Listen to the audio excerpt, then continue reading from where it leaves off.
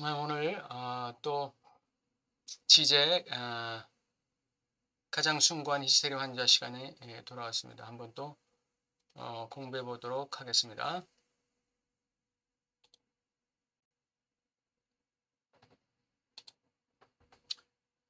네. 꿈의 형식, 상품 형식.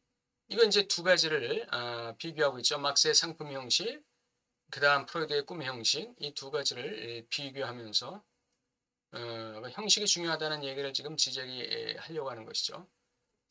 자, 보겠습니다. 꿈은 분석에 의해 폭로될 비밀은 형식에 의해 은폐된 내용이 아니라 이 형식 자체다. 왜 그러냐? 왜 꿈의 잠재적 생각은 그런 꿈의 형식을 갖는가? 이게 중요하다는 것이죠. 꿈의 형식에 의해서 은폐됐다고 여겨지는 이 잠재적 생각이라는 게 중요한 게 아니라 그것이 왜 이런 꿈의 형식을 가지고 있는가? 왜 그것은 꿈의 형식 안으로 옮겨졌는가? 이게 중요하다는 거예요. 이 형식이 중요하다는 거예요. 그 잠재적 내용이 중요한 게 아니라는 것이죠. 상품도 마찬가지다. 진짜 문제는 상품에 숨겨진 회계까지 노동량에 의해 그것의 가치를 한정하는 것에까지 뚫고 들어가는 것이 아니라 이 상품이 어떤 노동을 거쳐서 어떤 과정을 거쳐서 어떤 시간을 투자해서 만들어진 것인가, 그것이 중요한 게 아니라 왜 노동이 상품 가치 형식을 가졌는지, 간단히 말하면 왜 이 노동이 그 상품의 가격으로 매겨지는지, 왜 노동이 상품 가치 형식을 가졌는지.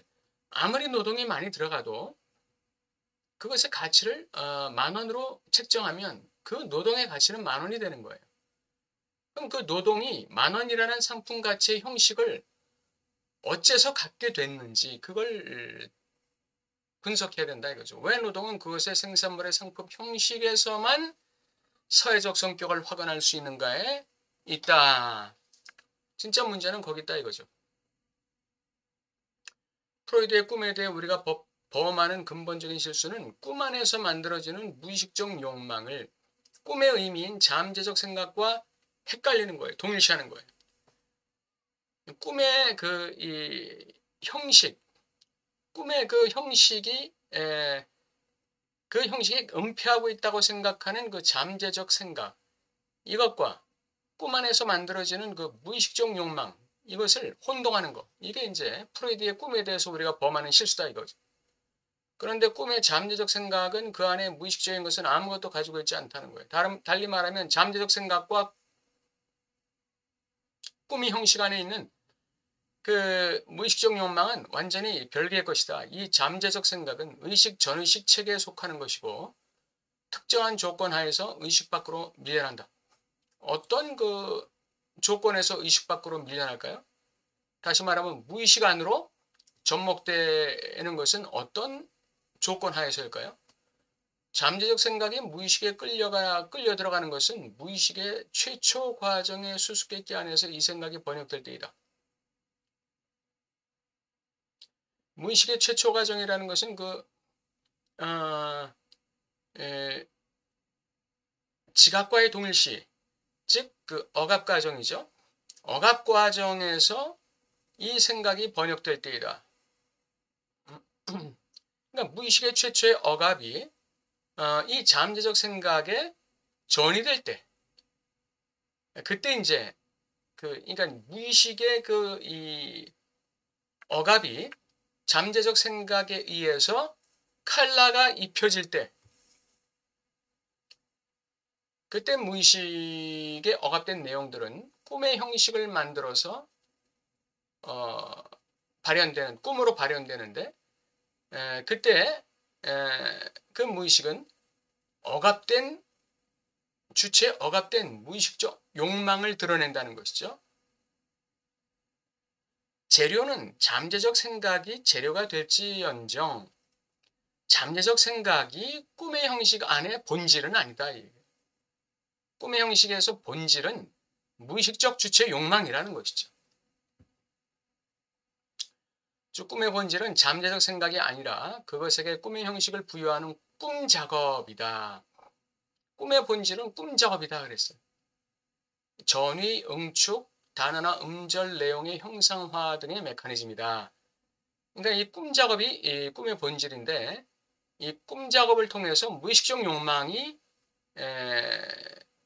꿈의 형식을 타고 나타나는데 그것은 이 어떤 그 은폐된 의미나 무슨 깊은 어떤 생각이나 의미 이런 것이 아니라는 것이죠. 잠재적 생각 자체의 속성은 대부분의 경우 성적인 것도 아니고 게다가 무의식적인 것도 전혀 없다. 잠재적 생각이 억압되는 것은 무의식에 항상 있는 욕망 그 자체로 꿈의 잠재적 생각과는 절대로 무관한 그 무의식에 항상 있는 욕망 사이에 합선이 일어나기 때문에 접촉이 일어나기 때문에 그래. 어린 시절부터 흘러나온 억압 상태의 무의식적 욕망이 잠재적 생각에게 전이되었을 때만 비정상적인 치료에 따른다. 꿈 치료라든지 히스테리 치료에 따를 수 있다 이거죠. 그래야만 그것이 꿈으로서의 그 어떤 가치가 있어요. 해석의 가치가 있는 꿈이 되는 것이죠. 이 무의식, 성적 욕망은 일련의 정상적 생각들, 이게 이제 잠재적 생각들이에요. 이러한 잠재적 생각들로 축소될 수 없다. 동일시될 수 없다는 거죠. 무의식적 욕망, 성적 욕망은 일상적 커뮤니케이션의 정상적 언어 안에 의식, 전의식적 구문 안에 자신의 원본을 갖고 있지 않다. 의식, 전의식적 구문 안에 자신의 원본을 갖고 있는 게 그게 바로 잠재적 생각이라는 것이죠. 그것의 유일한 자리, 즉 무의식 성적 욕망의 유일한 자리는 최초 과정의 메커니즘들이다. 최초 과정, 지각 과정, 무의식의 억압 과정. 이것의 메커니즘들이다. 꿈의 구조는 삼원적이다. 첫째, 드러난 텍스트가 있어요. 둘째, 꿈의 잠재적 생각이나 내용이 있어요. 은폐되었다고 생각되는 그 잠재적 생각이나 내용. 무의식적 욕망과 동일시되는 이런 착각을 일으키는 이 잠재적 생각과 내용이 있고 세 번째, 마지막에서 이제 꿈 안에서 분절되는 무의식적 욕망이 그것이다. 이게 삼원적이에요. 이 욕망은 잠재적 생각과 드러난 텍스트 사이의 격차 안에서 꿈에 이식된다. 그것은 아직 더 숨겨져 있거나 더 깊이 있는 것이 아니다. 그것은 잠재적 생각에 비교해 확실히 더 표면에 있다. 무의식은 그냥 몸 표면에 있는 것입니다. 무의식의 어떤 그 의식의 어떤 저 깊은 어떤 곳에 있는 게 아니라 무의식은 그냥 몸 표면에 있는 거예요. 생각의 표면에 있는데 의식이 도달하지 못하는 그곳에 있는 것이죠. 그것의 유일한 장소는 꿈의 형식이다. 무의식. 무의식적 욕망의 그 유일한 장소는 꿈의 형식에 있다 이거죠. 프로이드의 경우에 그렇다는 것이죠. 락강으로 넘어오면 증상이 바로 무의식적 욕망의 장소가 되는 것이죠. 꿈도 증상의 하나예요. 락강으로 넘어오면 그게 증상이 되는 거예요. 꿈도 증상이 되는 거죠. 무의식이 자신의 욕망을 표현하는 증상 중에 하나가 꿈이다. 이렇게 얘기하는 거예요. 그들은 꿈의 본질을 그 잠재적 내용 안에 찾는다. 여기서 말하는 그들이라는 건 일반 분석가를 얘기하는 거예요. 이거 지금 프로이드가 직접 자기 책에서 하는 말입니다. 그들은 꿈의 본질, 일반 분석가들은 꿈의 본질을 그 잠재적 생각, 잠재적 내용 안에서 찾는다.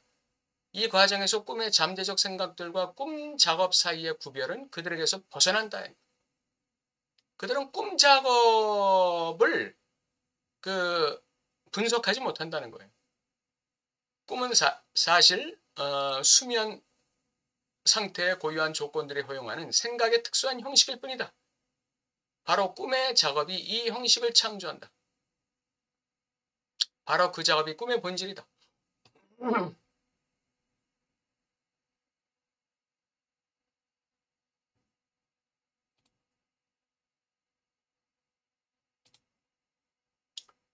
수면 상태에 고유한 조건들이 허용하는 생각의 특수한 형식.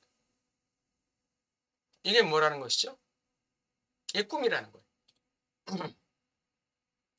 바로 이 꿈의 작업이 이 형식을 창조한다. 바로 그 아까 꿈의 작업이 뭐라고 그랬죠? 응축, 전치, 응축, 전치, 또 뭐라고 그랬죠? 응축, 전위, 단어나 음절 내용의 형상화. 이런 걸 통해서 형식을 만들어내는 거예요. 형식을 만들어내는 거예요. 해방이라는 이 단어가 새로 전이된다든지 독수리로 전이된다든지 이렇게 이 꿈 작업이 이루어지는 것이죠. 이것이 그래서 이 형식을 만들어내는 이 작업이 바로 꿈의 본질이다. 이 형식을 만들어내는 이 작업이 꿈의 본질이라는 꿈 작업. 그게 꿈의 본질이다. 바로 그 작업이 꿈의 특수한 속성을 설명한다. 이렇게 프로이드가 직접 얘기했어요. 프로이드는 두 단계로 일을 진행한다. 우선 첫 번째, 겉모습을 깨뜨리는 것이 관건이다. 그 겉모습에 따르면 꿈은 단순하고 비상식적인 혼동일 뿐이며 어떤 의미와도 전혀 관계가 없는 생리학적 과정들에 의해 조건화된 혼란일 뿐이다.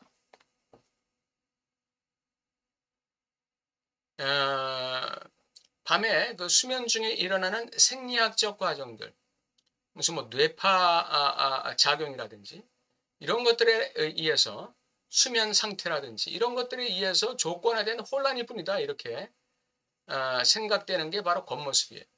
그 겉모습을 깨뜨려야 돼요. 달리 말해 우리는 해석학적 걸음을 완수해야 하며 꿈을 의미 있는 현상으로 해석 절차에 의해 발견되어야 하는 억압된 메시지로 전달하는 어떤 것으로 파악한다. 이 꿈에 대해 이 생리학적 과정들에 의해서 조건화된 이 혼란을 갖다가 해석학적 걸음을 통해서 꿈을 의미 있는 현상으로 해석 절차에 의해 발견되어야 하는 어떤 메시지로 이렇게 파악하는 거예요.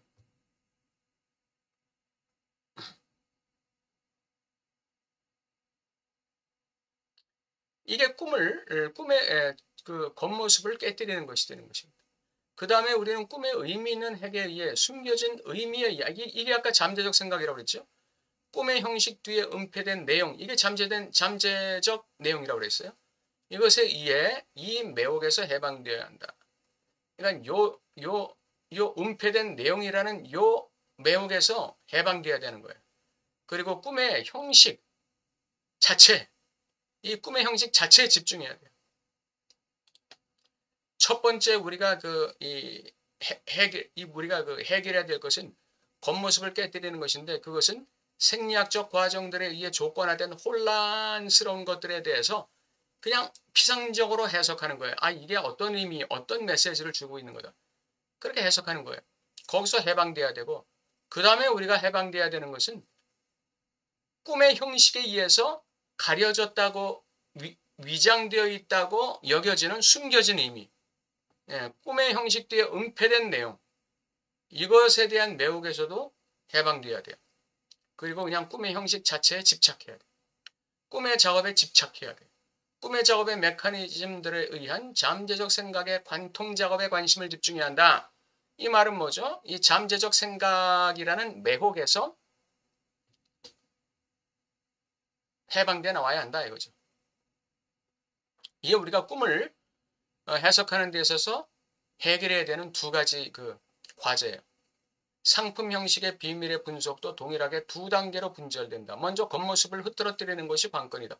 겉모습에 따르면 상품의 가치는 우연의 우발적 놀이의 결과예요. 예를 들어 수요와 공급의 놀이가 있다. 우리는 따라서 상품 형식의 뒤에 숨겨진 의미를 향해 이 형식에 의해 표명된 의미를 향해 근본적인 걸음을 완수해야 한다. 우리는 상품의 가치의 비밀에까지 뚫고 들어가야 한다. 이게 이제 겉모습을 이게 겉모습이에요. 이게 겉모습이에요. 고전 경제학은 이미 상품의 형식의 비밀까지 꿰뚫었다. 이게 겉모습이에요. 겉모습에 집착하는 것이죠. 그것의 한계는 상품 형식의 숨겨진 의미에 의한 매혹, 맹목의 수준에 머무는 것이며 부의 진정한 원천으로서의 노동에 고정되어 머무는 것이다. 달리 말해 고전 경제학은 상품 형식 뒤에 숨겨진 내용에만 관심이 있다. 문제는 형식 뒤에 있는 비밀이 아니라 형식 자체의 비밀이다.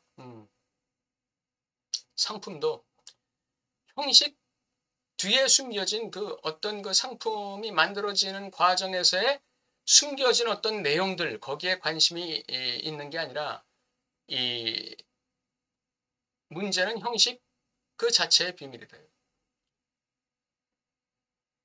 상품에 주어진 어떤 그 이 가치 그 자체.